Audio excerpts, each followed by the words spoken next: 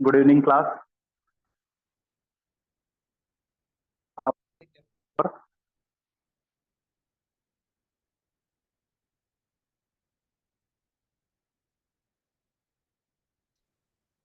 Good evening sir. Janaki ji, good evening. आवाज आ रही है प्रॉपर? जी सर, क्लियर है। ओके।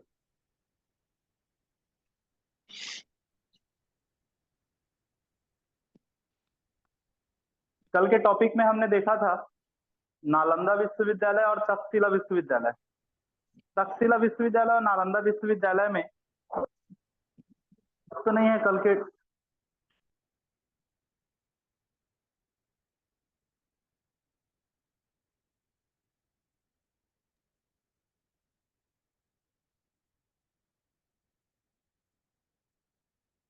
आज हम हायर एजुकेशन की क्लास फोर्थ में प्रवेश कर रहे हैं।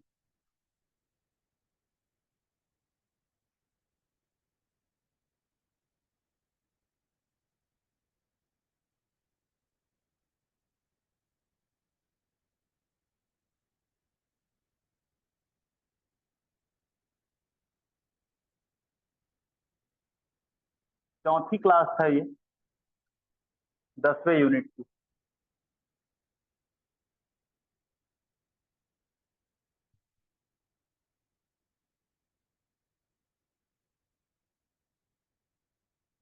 आप लोग 3 लोग जुड़े हैं। बिन यस बख्तियार सर। खिलजी। बिन बख्तियार खिलजी कौन था भाई? अरे वही है जो नालंदा और क्या बोलते हैं अपना नालंदा और तक्षशिला। तक्षशिला तक्षशिला। और तमाम ऐसे विश्वविद्यालय जिसके बारे में अभी हम आगे भी अध्ययन करेंगे, उन प्राचीन विश्वविद्यालय, प्राचीन भारतीय विश्वविद्यालय को इन्होंने नष्ट करवा दिया था।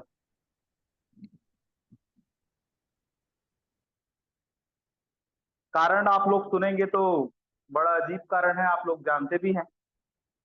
उनकी तबीयत खराब हुई और रहम हमारे विश्वविद्यालय के जो विशेषज्ञ हैं वो कर दिए कि उसकी जान बचानी है। और जान बचाने के मुहिम में सशर्त उनकी इलाज की गई। सशर्त इलाज का मतलब कि उनको हमारे संस्कृति परंपरा के हिसाब से इलाज नहीं चाहिए था। वो बोले कि दवाई भी नहीं खाऊंगा, मुझे इलाज चाहिए। तो ऐसे हमारे विशेषज्ञ ने उनकी इलाज की कि उनके पुस्तक में, उनके कुरान में, क्योंकि मुस्लिम साम्राज्य से थे तो उनके कुरान में वो दवाई के लेप लगा करके उनको पढ़ने के लिए कहा गया और इलाज उनका सफल हुआ। और उनको लगा कि हमारी भारतीय संस्कृति में बहुत ताकत है और उस ताकत को उसने वहां से नष्ट करने की सोच ली। और उस आक्रमणकारी, तुर्की आक्रमणकारी जो बिन बख्तियार खिलजी था, उसने हमारे तमाम भारतीय विश्वविद्यालयों को नष्ट कर दिया। 1193 के आसपास की बात है। और आगे भी हम लोग बहुत सारी चर्चाएं करेंगे। आज हम देखेंगे तीसरे नंबर का विश्वविद्यालय। कल हमने 2 नंबर के विश्वविद्यालय देखे, जिसमें पहला नंबर पे था तक्षशिला विश्वविद्यालय और आज कल दूसरे नंबर पे देखे हम लोग नालंदा विश्वविद्यालय। आज हम लोग तीसरे नंबर के विश्वविद्यालय के बारे में जानेंगे। उसका नाम है विक्रमशिला।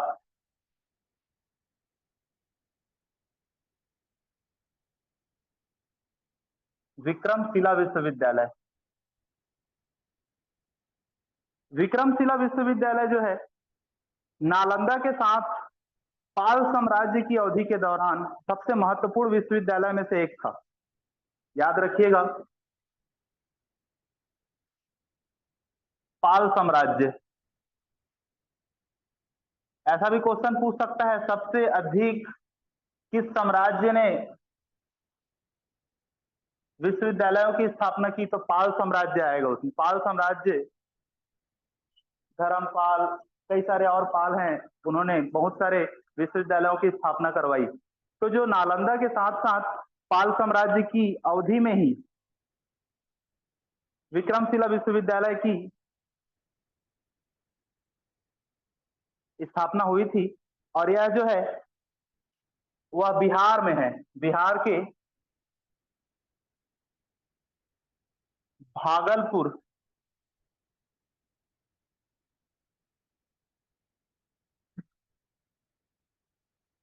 नामक स्थान पर, भागलपुर बिहार में यह विक्रमशिला विश्वविद्यालय स्थित था। इसकी स्थापना जो है वो 8वीं शताब्दी के अंत और 9वीं शताब्दी की शुरुआत, 8वीं शताब्दी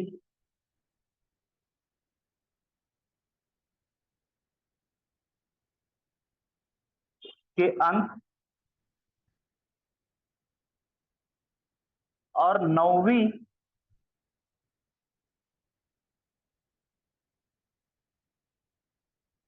शताब्दी के दौरान हुई थी। अगली बात विक्रमशिला विश्वविद्यालय के बारे में जानने वाली है तो ये है कि यहाँ जो है पाल शासक धर्मपाल जो थे, पाल साम्राज्य में पाल शासक जो थे धर्मपाल,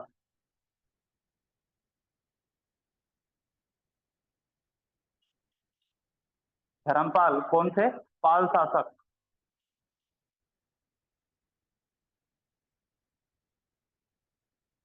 इनका योगदान था इस विश्वविद्यालय को बनवाने में,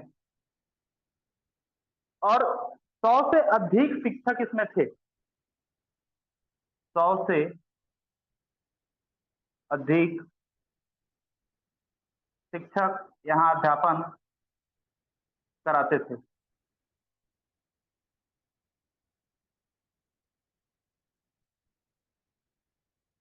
साथ ही साथ ये बात भी हमको ध्यान रखना है कि सबसे बड़ा ये बौद्ध विश्वविद्यालय था, बौद्ध विश्वविद्यालय।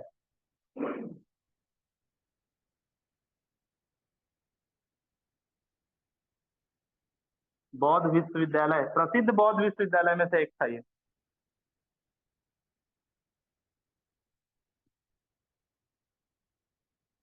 प्रसिद्ध बौद्ध विश्वविद्यालय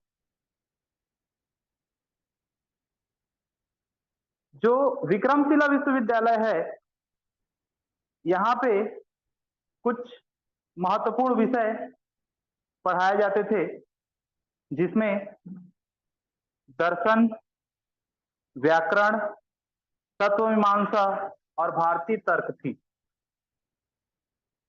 भाषा विषय कह लीजिए इसको, विषय जो यहाँ पढ़ाए जाते थे वो था दर्शन,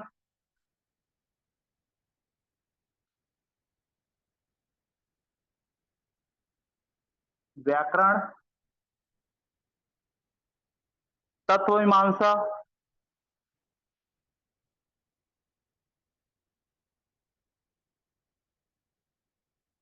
और भारतीय तर्क।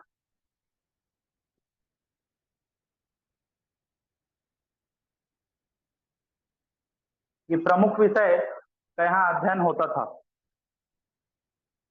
साथ ही साथ ये भी याद रखना है कि इस प्राचीन भारतीय विश्वविद्यालय को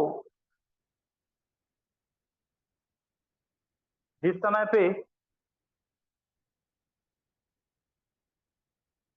तक्षशिला और नालंदा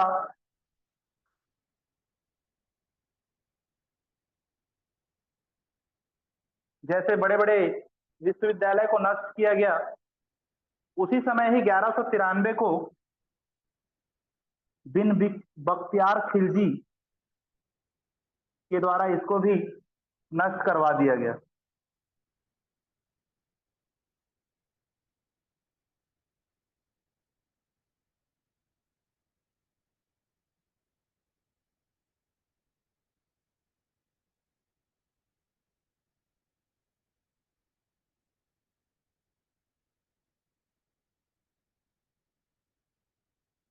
मतलब यूं कहें तो कोई अतिशयोक्ति नहीं होगी कि इसका जान बचाना, इस तुर्की आक्रमणकारी शासक जो बिन बख्तियार खिलजी का जान बचाना हमारे लिए महंगा पड़ गया।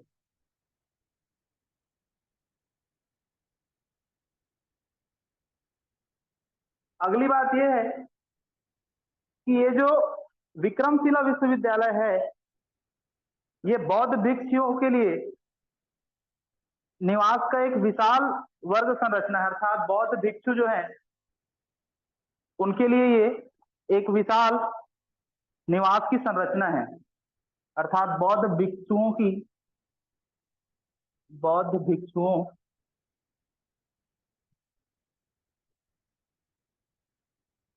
ये प्रमुख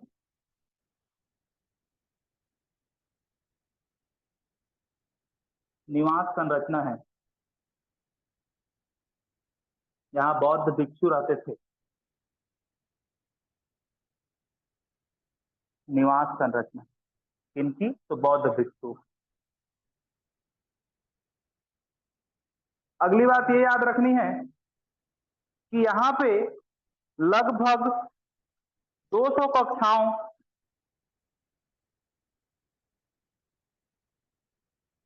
200 जो कक्षाएं हैं, 200 कक्षाएं सामान्य जो बरामदा है उसमें होती थी, खुली बरामदा थी।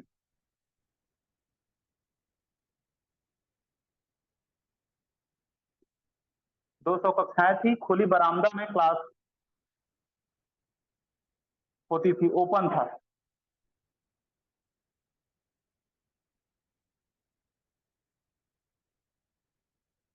इस विक्रमशिला विश्वविद्यालय में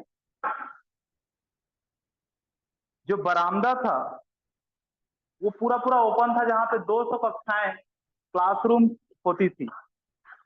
अगली बात ये याद रखनी है कि ये तांत्रिक जो है बौद्ध धर्म के लिए प्रसिद्ध है। विक्रमशिला विश्वविद्यालय जो था वो प्रसिद्ध था, तो किसके लिए था?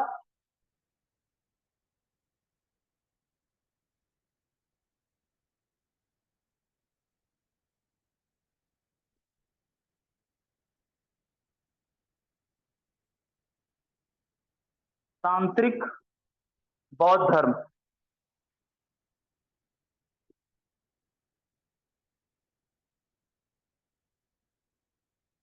इसके लिए ये प्रसिद्ध था।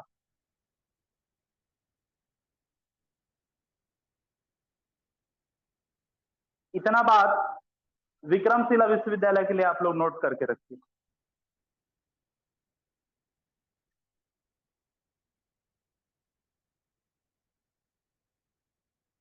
इसमें किसी को डाउट है कुछ तो पूछ सकते हैं, अदरवाइज आगे बढ़ते हैं।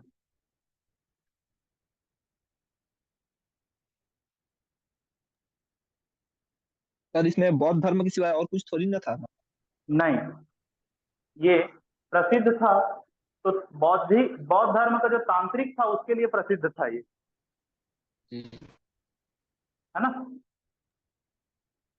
और ये प्रसिद्ध भी बौद्ध धर्म का ही विश्वविद्यालय था, है ना।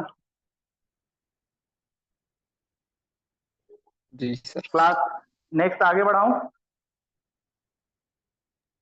जी सर। लिख लिया है ना इसको आप लोग सब? Yes sir. जी।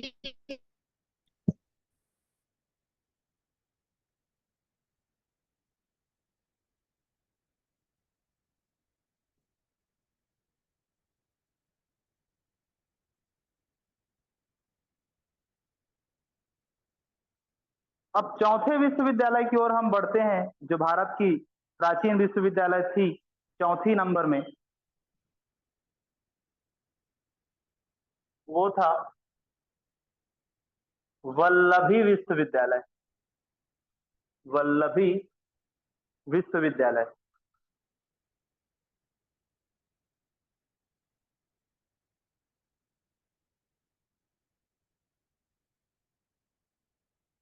जो वल्लभी विश्वविद्यालय है वो गुजरात के सौराष्ट्र में स्थित थी। गुजरात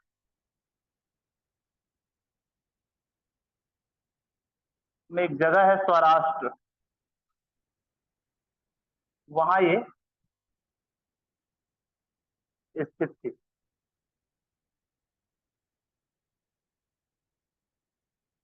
जो स्थापना है इसकी वो 6वीं शताब्दी में हुई थी। स्थापना 6वीं शताब्दी में, और अंत की बात अगर मैं कहूं तो आप सब जानते हैं 1193 मतलब 12वीं शताब्दी में हुई।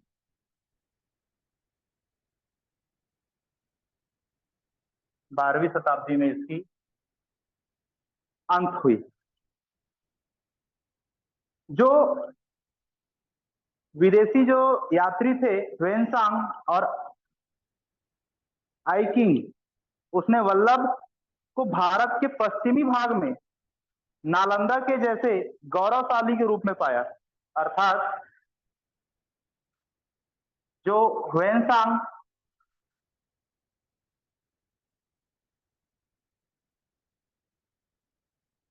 विदेशी जो यात्री था, वे और आइकिंग जो थे,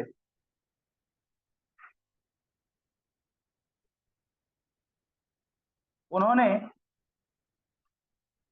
पश्चिम भारत में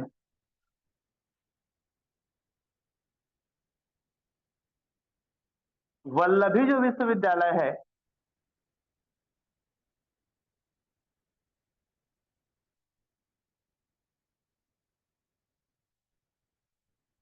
इसको उसने नालंदा के रूप में पाया। मतलब इतना गौरवशाली, जैसे नालंदा फेमस था वैसे ही पश्चिम भारत में वल्लभी विश्वविद्यालय फेमस था।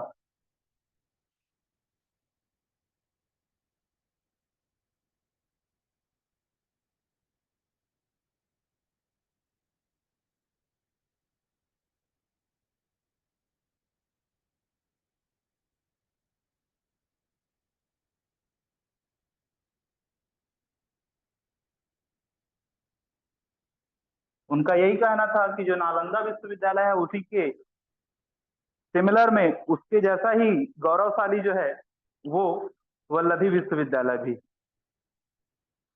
अगर हम बात करें विषय की, तो यहाँ पे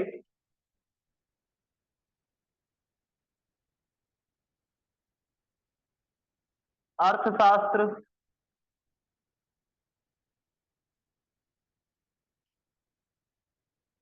नीति शास्त्र,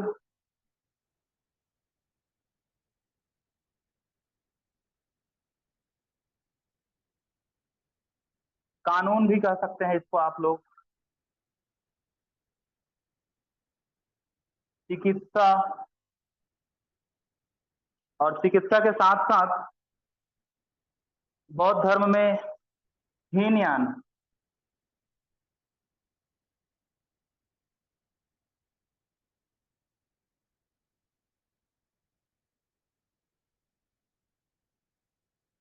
जैसे प्रमुख विषयों का यहाँ अध्ययन होता था।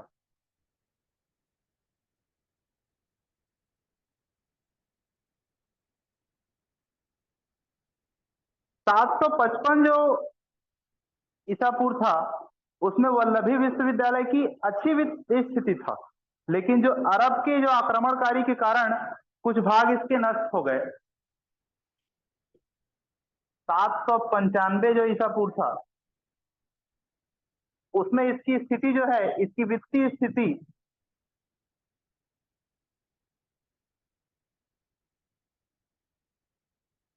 वो सुदृढ़ था, ऐसा लिख सकते हैं आप लोग। अच्छी वित्तीय स्थिति थी, अच्छा इनका जो संचालन है वो हो रहा था।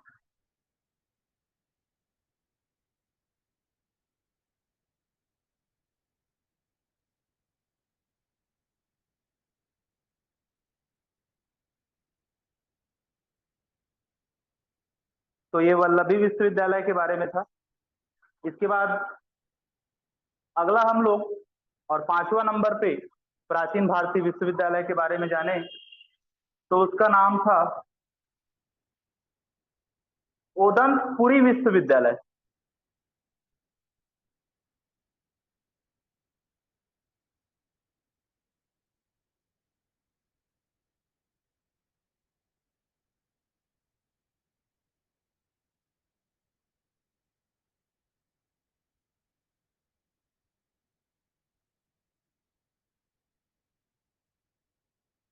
ओदनपुरी विश्वविद्यालय जो है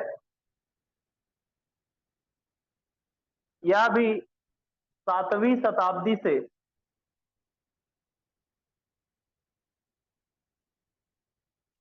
12वीं शताब्दी तक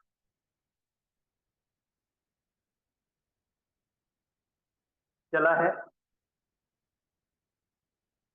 और जिसको जो है ओदंतपुरा या उदंडपुरा भी कहा जाता है। ओदंतपुरा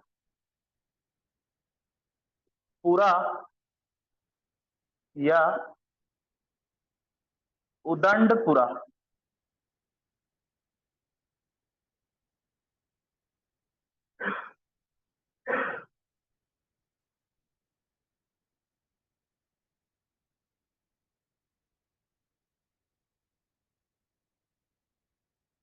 इसकी स्थापना तो 7वीं शताब्दी में हुई है, ठीक है, लेकिन इसकी स्थापना में जानना है कि स्थापना जो है इसकी 7वीं शताब्दी में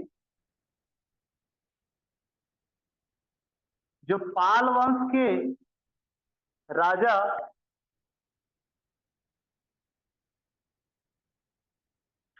गोपाल दास जो थे, पाल वंश के राजा गोपाल दास के द्वारा इसकी स्थापना जो है करवाई गई थी।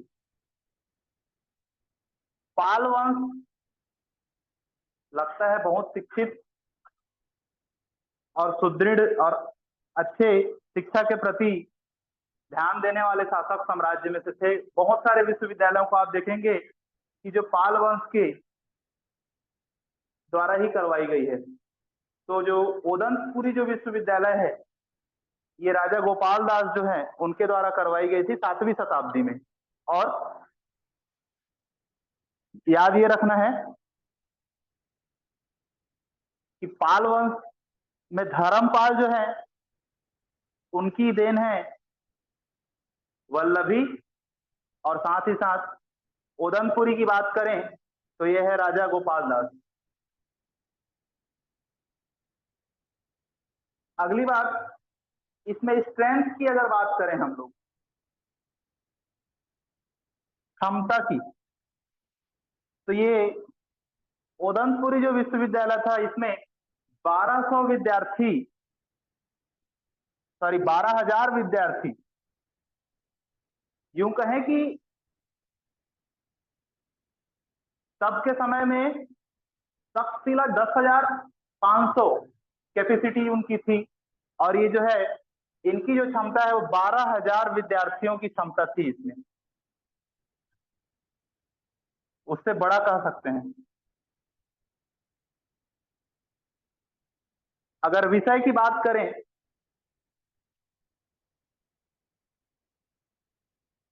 तो यहाँ पे बौद्ध और वैदिक का शिक्षा दिया जाता था।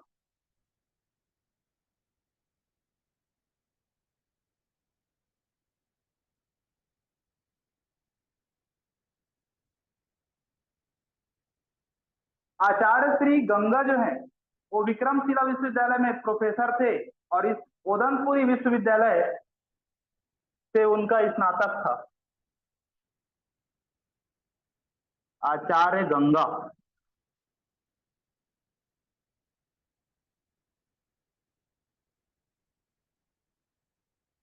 ये जो है विक्रमशिला विश्वविद्यालय में प्रोफेसर थे।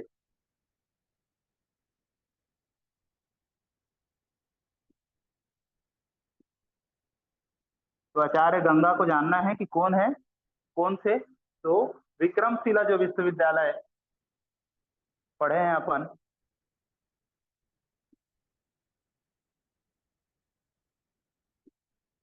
के प्रोफेसर थे।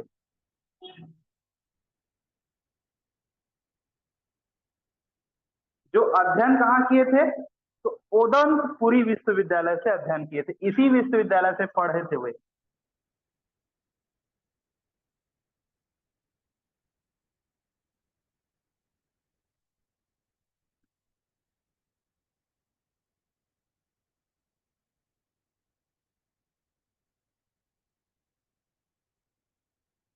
स्नातक की उपाधि दी थी यहाँ।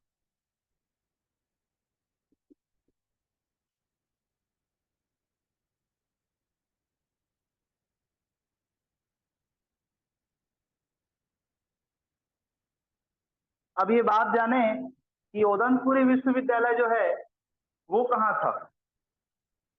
तो ये था मगध में, यही बगल में लिख देता हूं, मगध।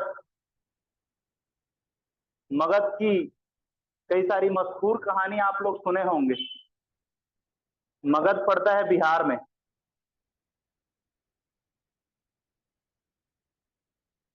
मगध हीरा करके कोई शायद पिक्चर भी बना है।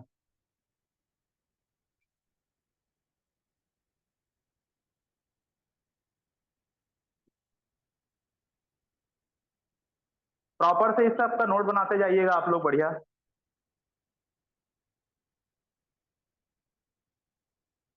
ये हो गया तो आगे बढ़े क्या? जी सर। जी सर, हो गए।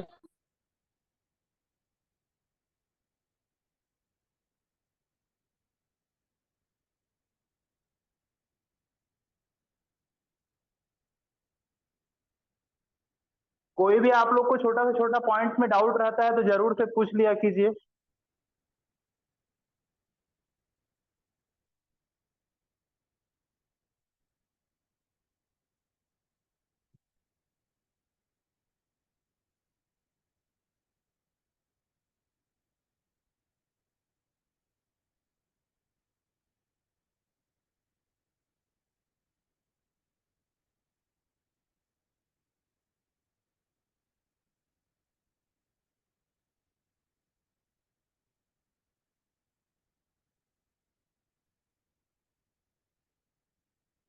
छठवें नंबर के प्राचीन भारतीय शिक्षण संस्थान के बारे में अपन जानते हैं, जिसका नाम है जगदला, जगदला विश्वविद्यालय।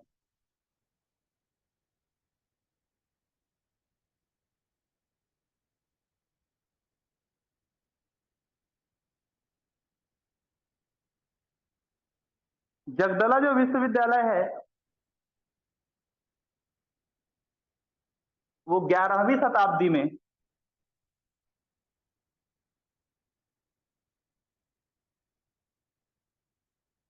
पाल वंश के राजा ही करवाए थे इसको। पाल वंश के राजा जिनका नाम था रामपाल, राजा रामपाल, इन्होंने इसकी स्थापना करवाई थी 11वीं शताब्दी में।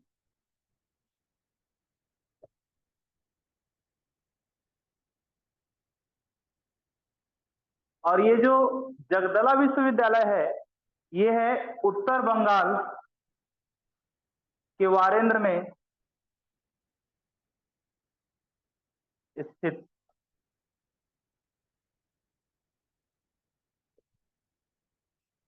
उत्तर बंगाल में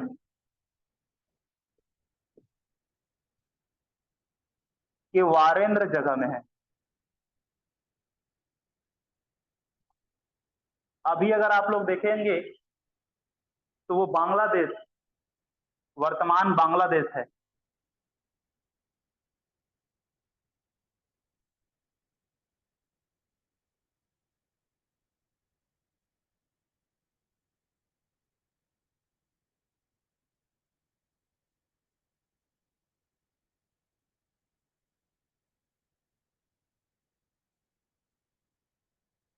तिब्बती स्रोतों से पता चलता है कि जो 5 महान प्राचीन विश्वविद्यालय जो हमारे भारतीय शिक्षण संस्थान थे उसमें जगदला का भी नाम है। तिब्बती स्रोतों के मुताबिक या अनुसार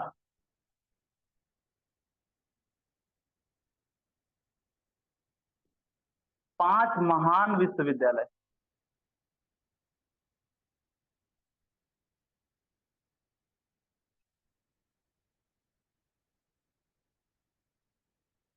उसमें वर्णन है जिस विश्वविद्यालय का, प्राचीन भारतीय विश्वविद्यालय का, उसमें जगदला,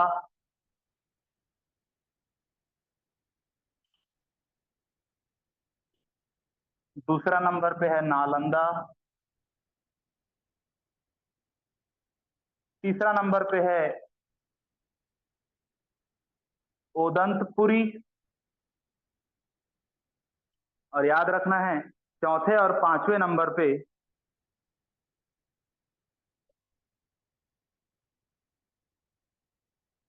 विक्रमशिला और सोमपुरी।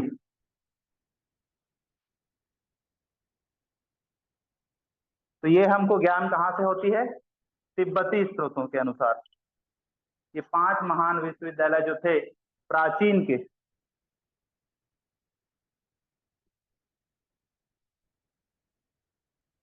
क्योंकि हमारा माध्यम विदेशी नागरिक, कई सारे धर्म विशेषज्ञ, अब यही सब स्रोत हैं, हम जान पाए कि हमारे प्राचीन में क्या क्या थे, क्योंकि प्राचीन के कोई अवशेष नहीं रहने दिए। उनमें हाथ जिसका था उसका नाम बहुत अच्छे से आप लोग जानते हैं।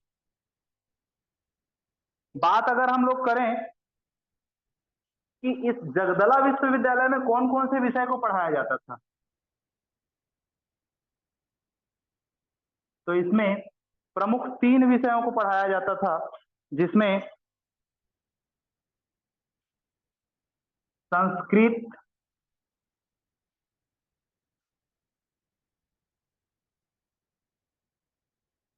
वज्रयान और बौद्ध,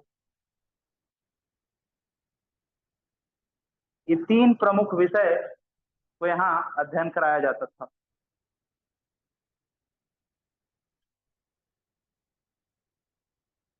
और क्योंकि सिलसिला 1193 से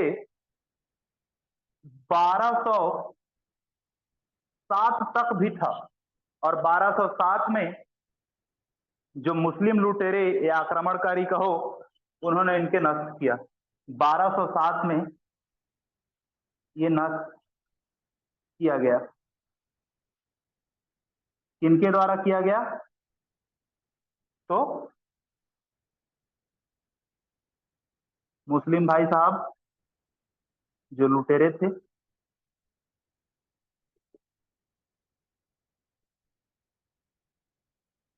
उनके द्वारा किया।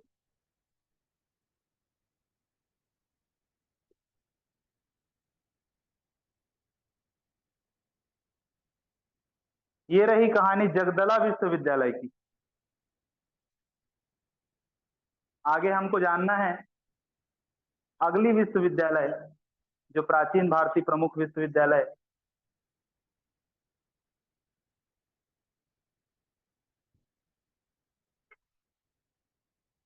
नंबर 7 में आ गई। तो 7वें नंबर पे जो प्राचीन भारतीय विश्वविद्यालय थी, उसका नाम है मिथिला। अच्छी कहानी है मिथिला के बारे में। मिथिला विश्वविद्यालय,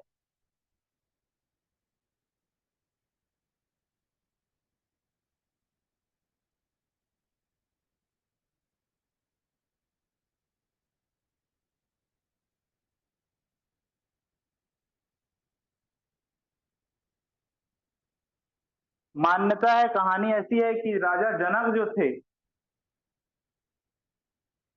वो मिथिला राज्य में, ये जो मिथिला विश्वविद्यालय है वो उनके नाम पे है।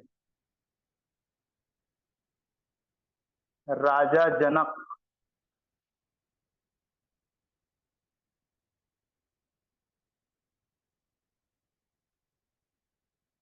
जो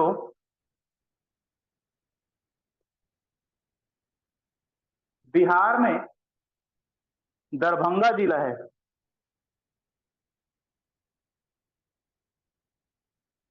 दरभंगा बिहार लिख देता हूँ।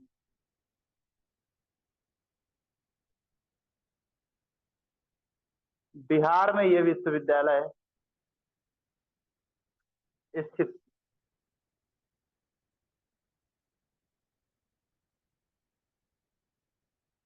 वर्तमान में अगर देखा जाए तो ये आपको बिहार में नहीं मिलेगा,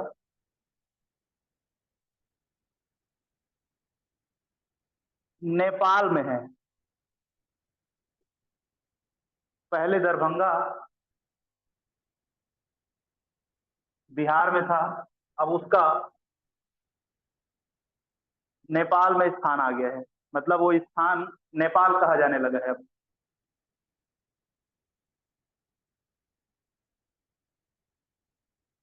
राजा जनक जो थे, उनकी पुत्री जानकी, माता सीता, सीता माता के जो पिता राजा जनक थे, उनके समय से अस्तित्व में था ये। सीता माता के पिता राजा जनक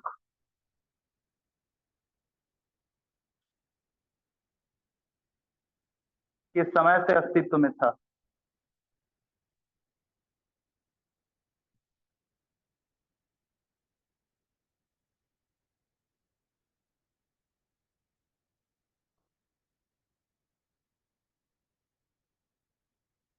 आप लोग को कभी कभी ऐसा लगे कि सर बहुत स्पीड हो जा रहा है या बहुत धीरे हो रहा है सर, तो आप लोग जरूर से अपना ओपिनियन रख सकते हैं, क्योंकि थोड़ा स्पीड हमारा इसलिए भी है क्योंकि हमारा नजदीक में परीक्षा है और सिलेबस हमारा ज्यादा है। अगर आप लोग को थोड़ा सा भी ऐसा लगे तो जरूर से बताइएगा कि सर थोड़ा सा स्पीड कम करें या बढ़ाएं। अगला चीज ये जानना है कि राजा जनक ने जो धार्मिक सम्मेलन यहाँ कराया था और जहाँ ऋषियों और विद्वानों ने बहुत बढ़ चढ़ के भाग लिया था, राजा जनक ने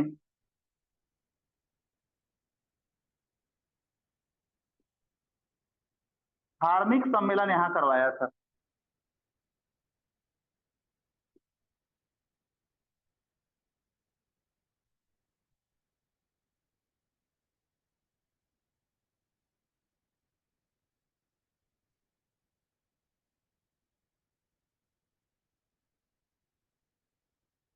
जिसमें विद्वानों ने और ऋषियों ने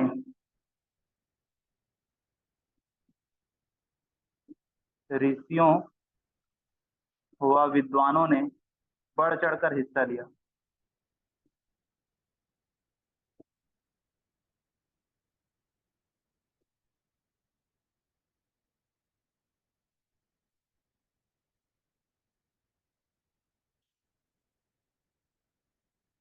बात अगर करें कि इस मिथिला विश्वविद्यालय में कौन कौन से विषय को पढ़ाया जाता था, अध्ययन कराया जाता था,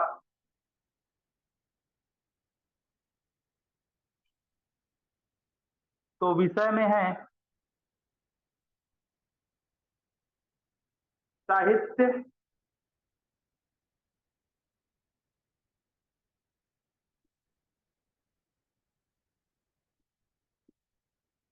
ललित कथाएं, ललित कथाएं, विज्ञान,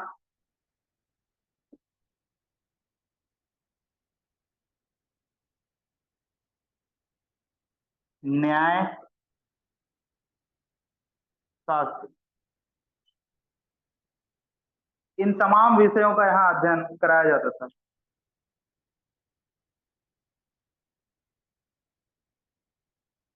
12वीं शताब्दी के भारतीय गणितज्ञ और दार्शनिक जो गैंगसा थे, वो यहाँ उपाध्याय थे।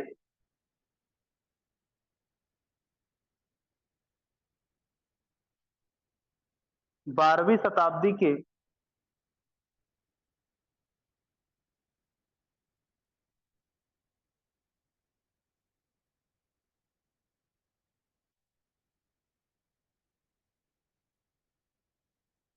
भारतीय गणितज्ञ।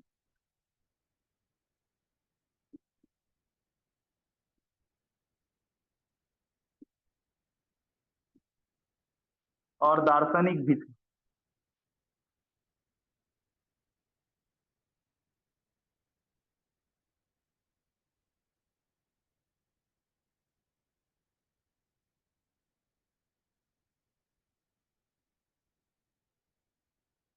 गैंगसा उपाध्याय, याद रखिएगा।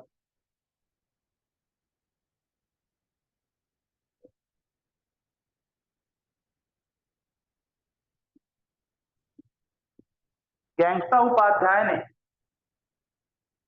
इस जगह पर नए तर्क नव्य न्याय के एक स्कूल की स्थापना भी करवाई थी।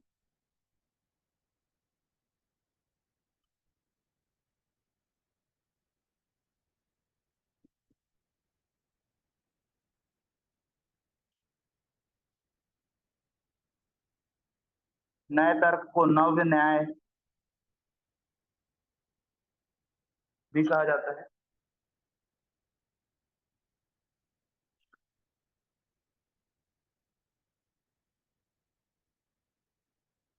स्कूल की स्थापना।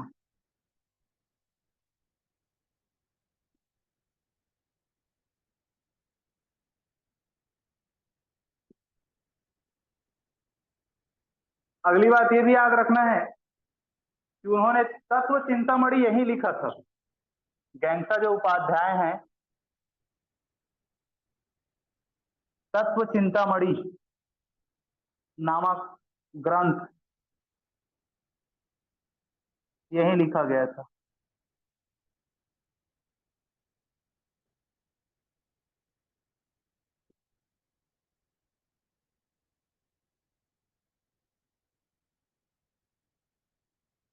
यह जो विश्वविद्यालय है वो सम्राट अकबर तक शिक्षा और संस्कृति के एक महत्वपूर्ण केंद्र के रूप में था। सर ये क्या बोले, तत्व चिंतामणि नामक के बुक क्या बोले ये तत्व चिंतामणि नामक ग्रंथ है जो अच्छा ग्रंथ गैंगसा है। उपाध्याय ने यहाँ लिखा था। यस, तत्व चिंतामणि, याद रखिएगा। सम्राट जो अकबर थे वहां तक ये शिक्षा और संस्कृति के एक महत्वपूर्ण केंद्र के रूप में इस मिथिला विश्वविद्यालय को जाना जाता था। सम्राट अकबर तक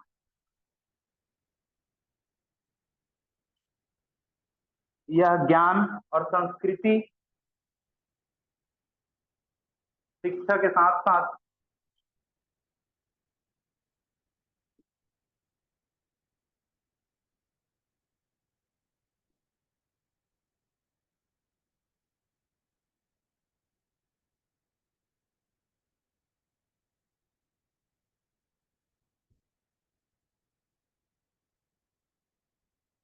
शिक्षा और संस्कृति का महत्वपूर्ण केंद्र था, लिख लीजिएगा।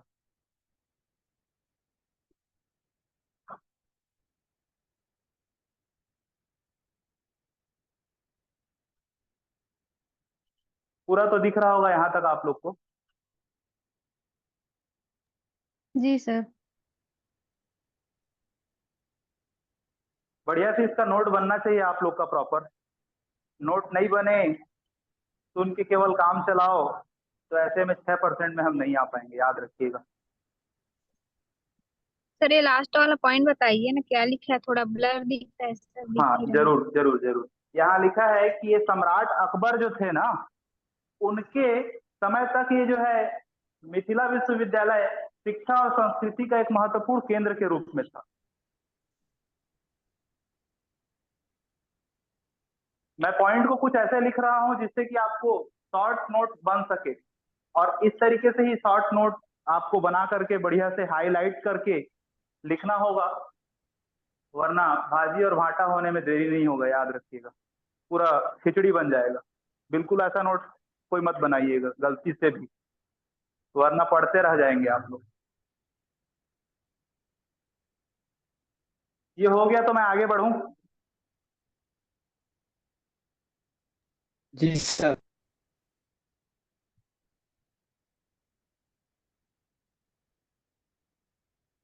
बाकियों का भी? हो गया सर। ओके।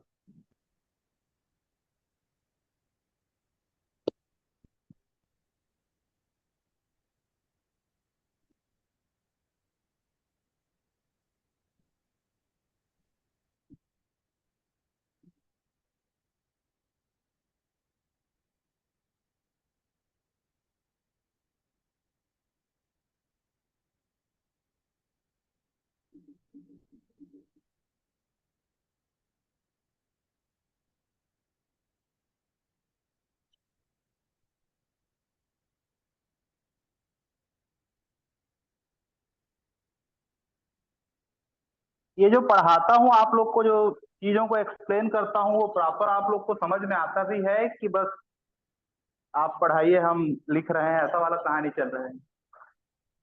नहीं सर, आ रहा है। भाई समझ आता तभी है सर। हमारा मकसद पूरा होगा, है ना? जी सर। नहीं समझ में आ रहा था चीजों को, आप एक नहीं 101 बार पूछिए। यहाँ जो शिक्षक है उसका ड्यूटी यही है कि वो 102 बार बताए और आपको समझ में आए।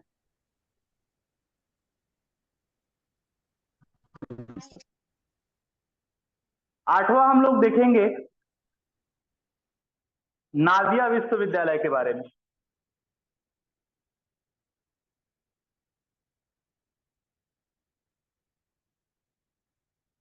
नादिया विश्वविद्यालय, इसका अन्य नाम किसी को पता है तो बताइए तो, थोड़ा ज्ञान है कि नहीं मैं जानूं। नादिया विश्वविद्यालय को और किन्हीं नामों से जाना जाता था।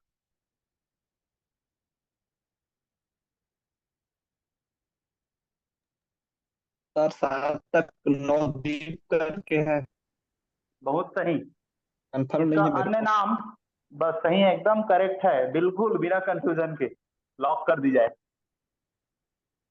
नहीं सर, तो जो नाद पता नहीं है मेरे को, हाँ सही से सुना था। हाँ हाँ, नहीं सही है, बिल्कुल सही है। तो नवदीप भी कहा जाता था।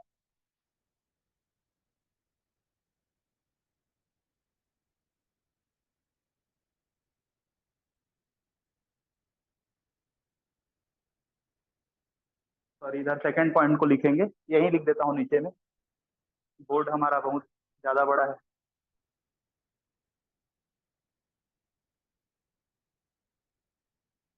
नवदीप भी कहा जाता।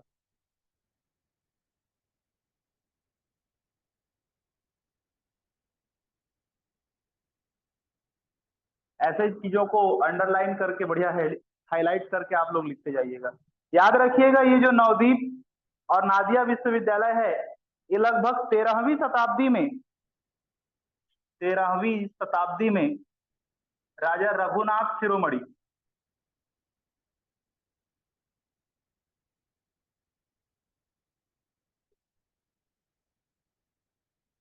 रघुनाथ शिरोमणि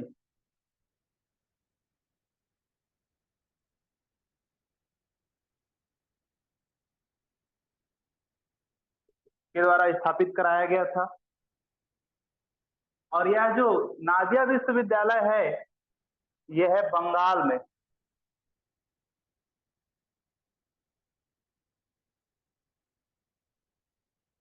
आपको जगह से भी यूनिवर्सिटी का नाम पूछ सकता है जोड़ी मिलाकर।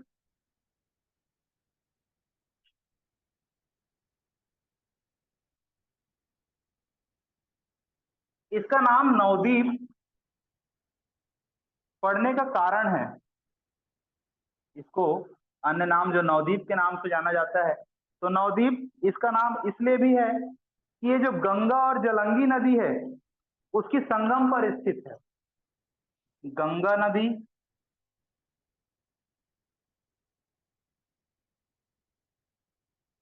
और जलंगी नदी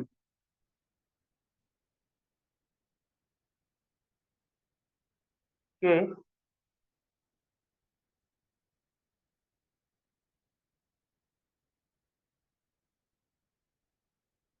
संगम पर स्थित है,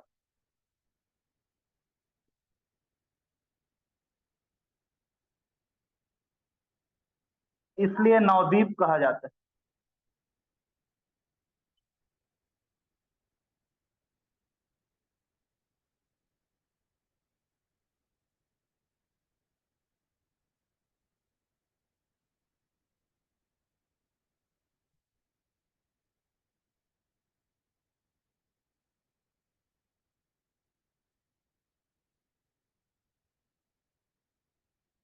बड़ी बात यह है कि 1193 मतलब 12वीं शताब्दी, नालंदा और बड़े बड़े विश्वविद्यालयों को जब नष्ट किया गया, उसकी बाद इसकी स्थापना हुई 13वीं शताब्दी में।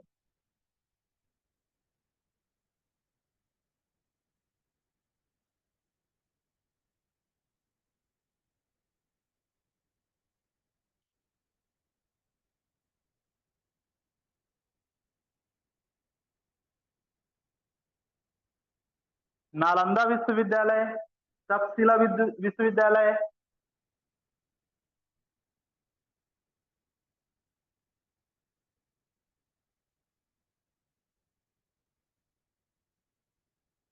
के बाद स्थापित किया गया इसको। आक्रमणकारी का दौर जहां तक खत्म हो गया रहा होगा, पैदा तो मैं भी नहीं हुआ था, लेकिन ऐसा हमारे सूत्रों के मुताबिक पता चलता है।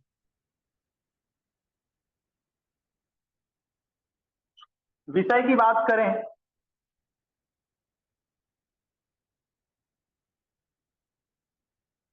तो इस नादिया विश्वविद्यालय में तर्क, व्याकरण, राजनीति व कानून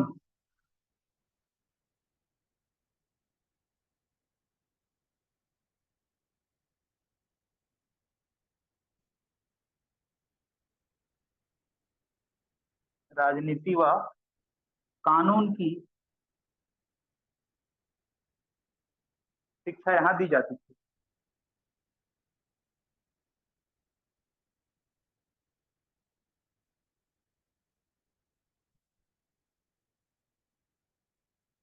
क्लासेस थोड़ा आप लोग सब टाइम से आया कीजिए प्लीज। दूसरा चीज ये याद रखने वाली बात है, ये जो इसको स्थापना करवाया था रघुनाथ शिरोमणि, ये थे कौन? तो रघुनाथ शिरोमणि के बारे में किसी को आइडिया है क्या?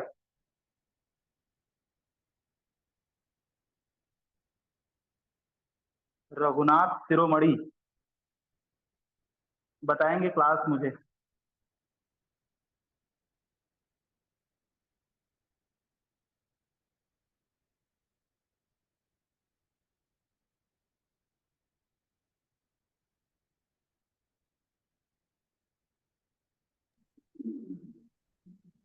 किसी को आइडिया है क्या रघुनाथ शिरोमणि जी के बारे में? नहीं पता है सर। ठीक। तो रघुनाथ शिरोमणि जी थे जो, वे भारतीय दार्शनिक थे। लिख लीजिए, भारतीय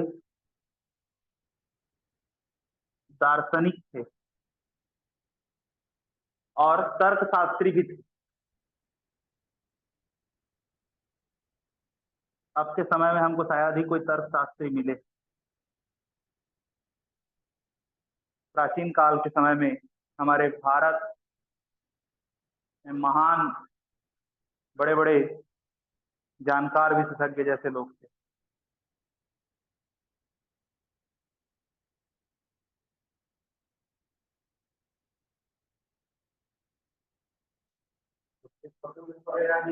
अगली बात हमको याद रखना है,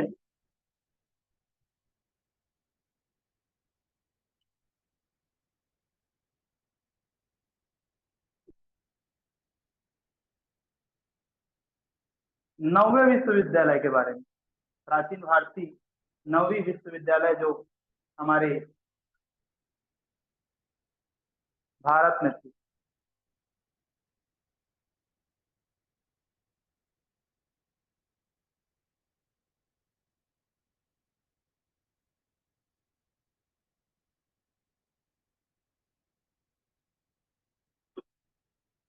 उसका नाम है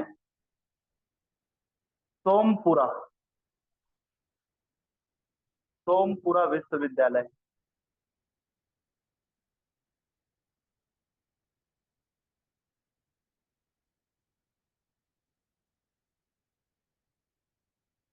जो सोमपुरा विश्वविद्यालय है वो है बंगाल में।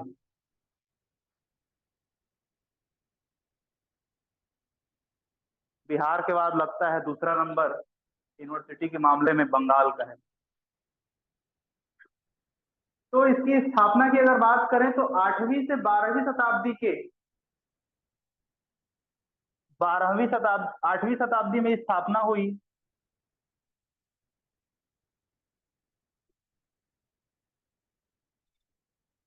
आठवीं शताब्दी में, और अंत जो है वो आप भूलिएगा मत मुस्लिम भाई साहब, जिन बिन बख्तियार खिलजी, 12वीं शताब्दी में इसका अंत हुआ। और इसकी स्थापना का जो श्रेय जाता है वो पाल वंश के राजा धर्मपाल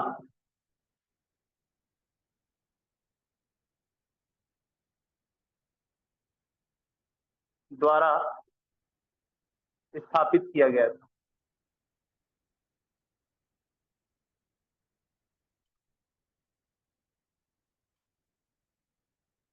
इस सोमपुरा विश्वविद्यालय में विषय की बात करें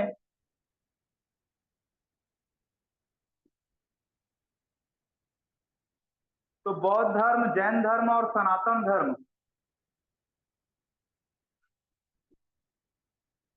बौद्ध, जैन और सनातन, जिसको अब के समय में हम लोग हिंदू धर्म भी कहते हैं,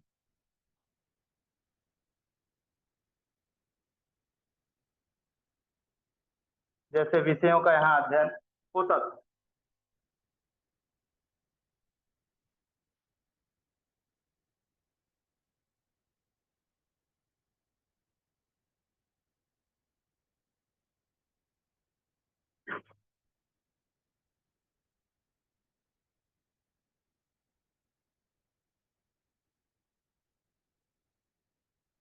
यहाँ तक में आप लोग को किसी को डाउट है क्या?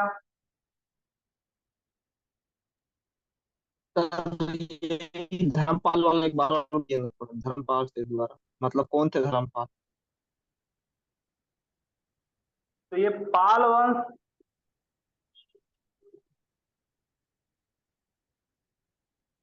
के राजा थे धर्मपाल। लिख देता हूं यहाँ पे, राजा धर्मपाल, पाल वंश के राजा धर्मपाल के द्वारा स्थापना। ठीक है। अब रामपाल और धर्मपाल में दिक्कत हो जा रहा था। अच्छा, रामपाल और धर्मपाल में दिक्कत हो जा रहे हैं। तो पाल वंश के कई पुत्र थे, कई वंशज थे, वे सब अलग अलग थे और उनका अलग अलग साम्राज्य था, अलग अलग स्थान को वो संभालते थे। तो कोई बंगाल में, कोई बिहार में, कोई गुजरात में, ऐसे टाइप से बटे थे। तो भाई धर्मपाल को याद रखिएगा आप बंगाल के नाम, सोमपुरा विश्वविद्यालय जी का सर। जिन्होंने स्थापना कराया है ना। जी सॉरी, आवाज क्लियर नहीं आ रहा है, आप लोग थोड़ा सा परफेक्ट सर्वर में आ जाइएगा। अभी भी क्लियर नहीं आ रहा है। सर मतलब मेरे साइड में नेटवर्क के इशू है, उधर का आ जाता है, इधर का ना थोड़ा जानने में दिक्कत होता अच्छा अच्छा अच्छा, कोई बात नहीं, इधर का नेटवर्क सही होना चाहिए। आप लोग की तरफ का तो मैं तो सुन लूंगा, लेकिन इधर का क्लास जो है प्रॉपर वे पे आपको दिखाई देना चाहिए, सुनाई देना चाहिए, तब वो तो कहीं काम का होगा, है ना। है। जी सर, उधर का आ रहा है सर। चलिए, अच्छी बात है। अगर ये हो गया तो मिटाऊं मैं? जी सर।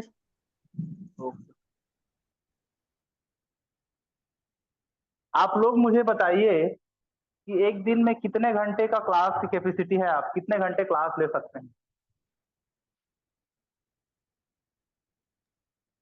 वन बाय वन सबसे सुनना है मुझे, कितने लोग हैं इसमें? पा- 5 लोग हैं, पांचों से सुनना है मुझे, बताइए।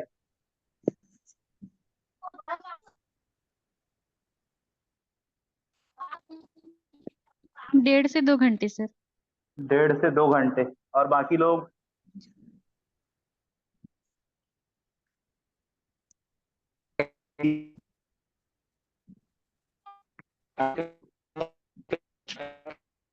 मैसेज कर दीजिए, आप लोग मैसेज कर दीजिए, आवाज थोड़ा सा मुझे अभी भी क्लियर नहीं आ रहा है।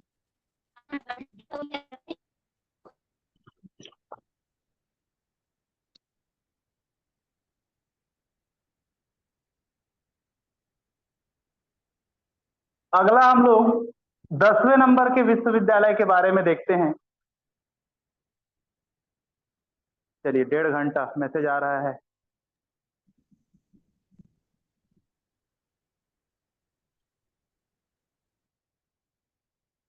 अगला 10वें नंबर का प्राचीन जो विश्वविद्यालय का नाम था तेलहारा विश्वविद्यालय।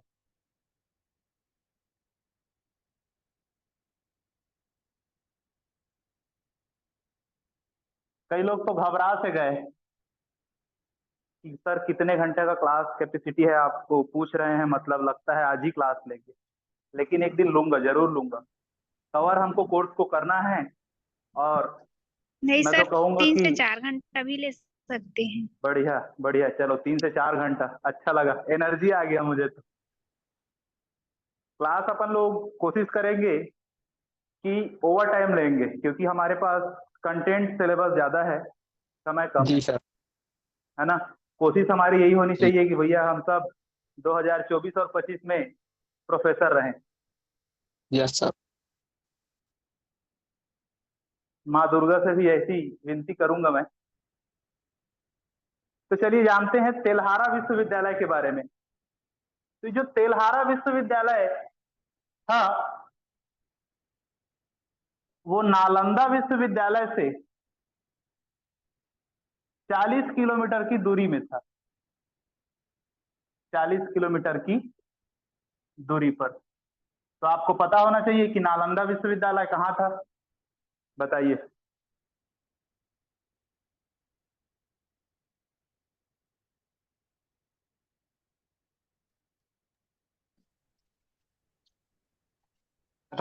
बिहार में था सर। चलिए बढ़िया है ना। तो नालंदा विश्वविद्यालय से जस्ट 40 किलोमीटर की दूरी पर यह तेलहारा विश्वविद्यालय था। और पुरातात्विकों की माने अगर, तो पुरातात्विकों का कहना है कि इस केंद्र की जो खुदाई है वो 2009 में हुई। पुरातत्व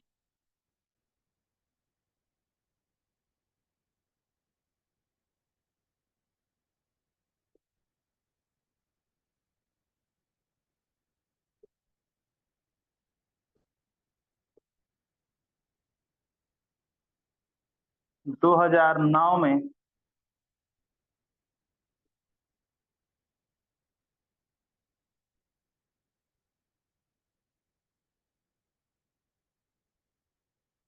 इसकी खुदाई हुई। और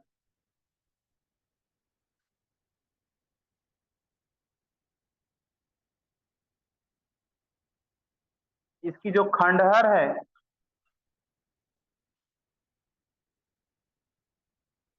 खंडहर शब्द का अर्थ पता है क्या किसी को, बताइए तो।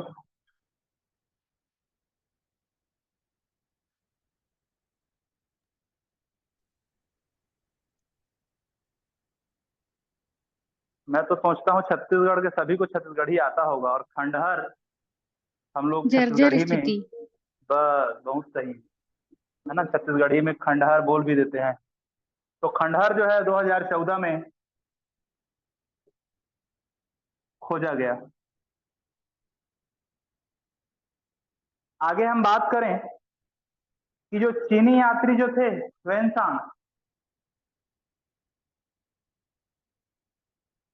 और जो आइकिंग जो थे, उसने अपने यात्रा के दौरान तेलहारा विश्वविद्यालय के बारे में उच्च शोध और नालंदा विश्वविद्यालय के प्रतियोगी के रूप में उल्लेख किया है।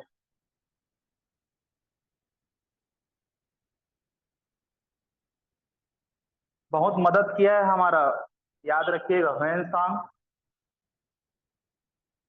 और आइकिंग, वरना हम जान ही नहीं पाते हमारे अंदर की ताकत को कि भारतीय संस्कृति, भारत के प्राचीन में भारत कितना विद्वान था।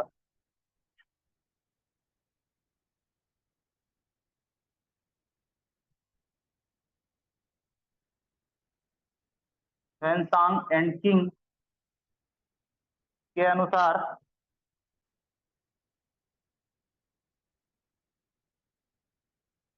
यह तेलहारा विश्वविद्यालय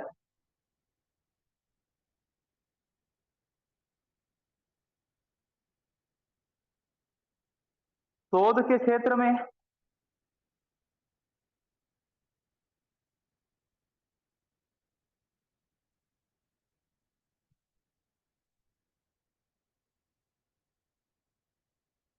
उच्च था। उच्च शोध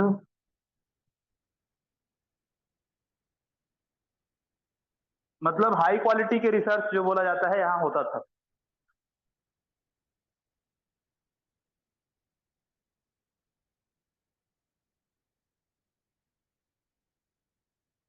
नालंदा विश्वविद्यालय का प्रतियोगी था, कॉम्पिटिटर था।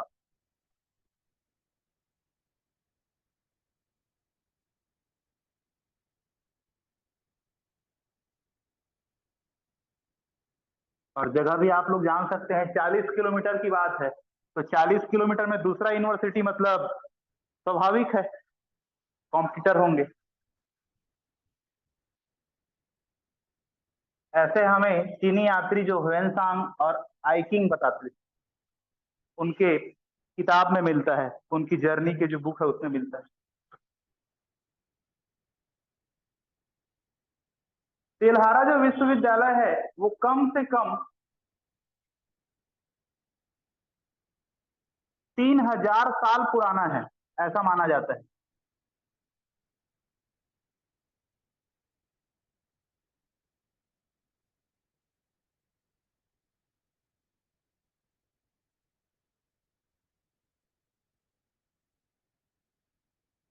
याद रखिएगा।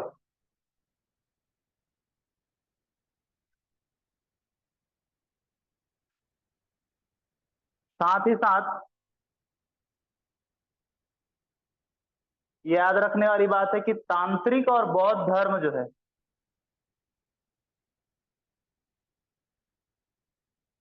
के लिए ये प्रसिद्ध था।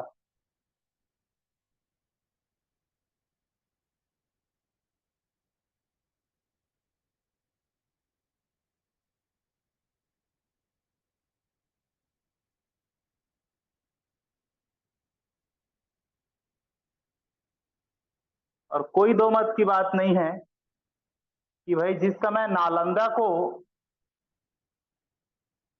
1193 के आसपास में नष्ट किया गया,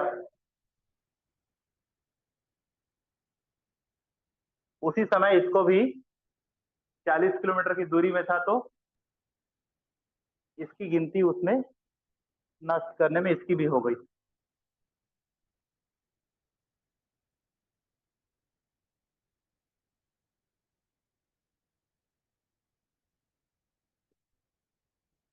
इसे भी आग लगा दिया गया।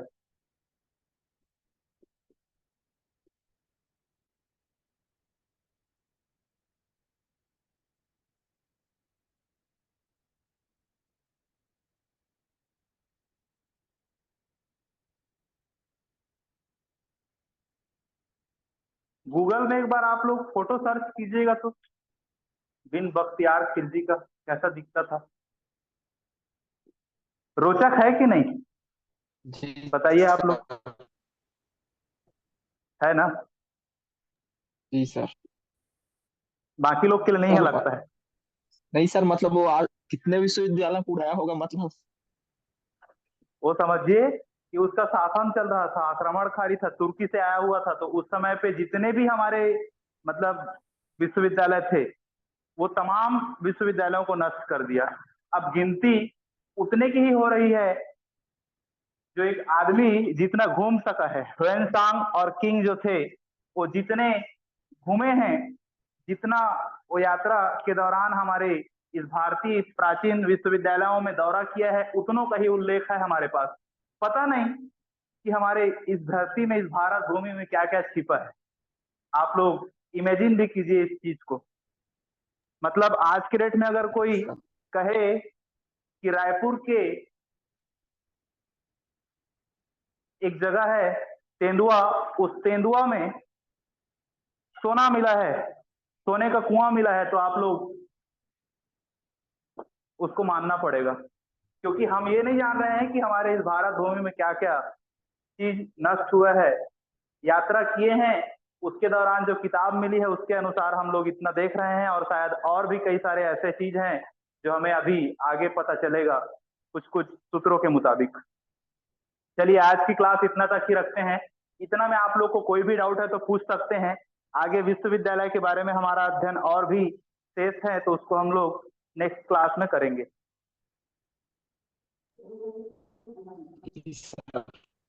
जी सर। आज की क्लास में किसी को डाउट है तो जरूर से पूछ सकते हैं आप लोग। अभी तक तो नहीं है।